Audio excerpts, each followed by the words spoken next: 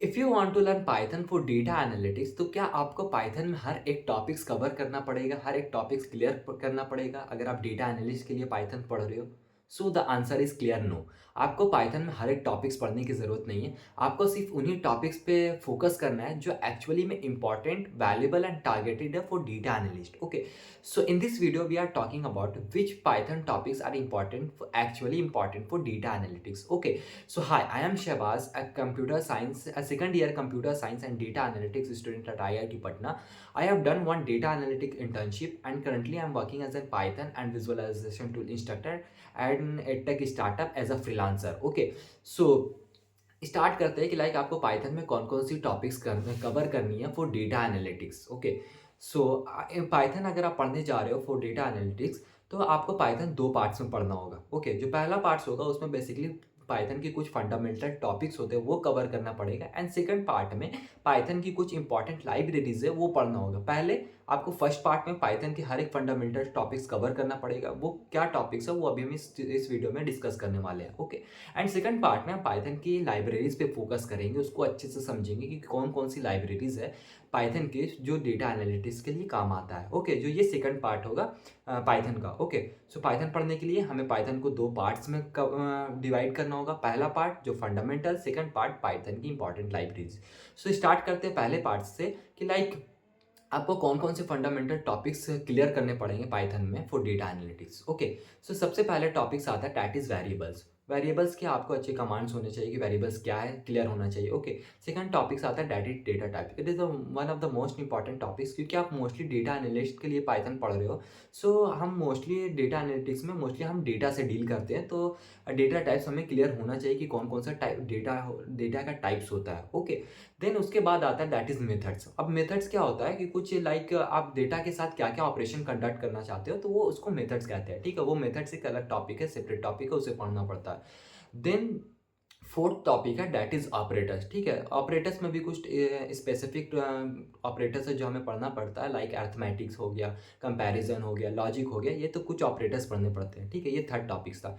Then fourth topic that is conditional statement. ठीक है, fourth topic हमें कवर करना पड़ता है दैट इज कंडीशनल स्टेटमेंट, जैसे इफ हो गया, एलिफ हो गया, एल्स हो गया, ये इस पे अच्छा कमांड होना चाहिए हमें। ठीक है, ये फोर्थ टॉपिक है।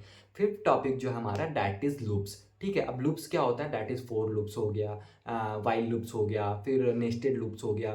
फोर लूप्स के भी अंदर कुछ टॉपिक्स है दैट इज लूप्स कंट्रोलर, आपको क्लियर होना चाहिए। ठीक है, देन उसके बाद टाइप कास्टिंग हो गया। देन हमारी जो नेक्स्ट टॉपिक है six topic that is type casting, वो आपको क्लियर होना चाहिए। देन उसके बाद आता है that is like user how to take user input, user से इनपुट कैसे लेते हैं। ठीक है, वो चीज़ आपको क्लियर होना चाहिए। ठीक है, फिर ये टॉपिक हो गया। देन उसके बाद ये अगर आप क्लियर कर लोगे देन उसके बाद आते हैं दैट इज़ नेक्स्ट पार्ट पे, वो हमारा पाइथन की लाइब्रेरीज। ठीक है, अब आता है most important part, second part, कि हमें कौन कौन सी लाइब्रेरीज पढ़नी पड़ती है। For data analyst you have to learn like four libraries of Python. ठीक है, आपको पाइथन की चार लाइब्रेरीज क्लियर होनी चाहिए। कौन कौन सी वो चार लाइब्रेरीज वो बता देता हूँ मैं। सबसे पहली लाइब्रेरी दैट इज नमपाई। नमपाई बेसिकली करता क्या, फॉर न्यूमेरिकल कंप्यूटेशन, बेसिकली हम नंबर से डील करने के लिए हम नमपाई लाइब्रेरीज का यूज़ करते हैं। ओके, सेकंड आता है दैट इज पांडास। अगर हमें कुछ फाइल इनपुट करना है, लेट सपोज कि आपके पास एक्सेल की फाइल है, सीएसवी की फाइल है, उसको आपको पाइथन से कनेक्ट करना पड़ता है, तो with the help of Python libraries हम उसको कनेक्ट कर देते हैं। ठीक है, एंड वहाँ से जो डेटा हम पाइथन में ले आते हैं। ठीक है, with the help of pandas libraries. ठीक है, देन थर्ड आता है दैट इज मैटप्लॉटलिब। अब मैटप्लॉटलिब ये क्या लाइब्रेरी है, फॉर द बेसिक विजुअलाइजेशन, मतलब आपने कुछ एनालिसिस किया उसका बेसिक विजुअलाइजेशन करना बाय क्रिएटिंग चार्ट्स। ठीक है, different types of creating chart. ठीक है, आपको different types of charts create करना था, with the help of basic charts create करना है तो आप मैटप्लॉटलिब लाइब्रेरी का यूज़ कर सकते हो।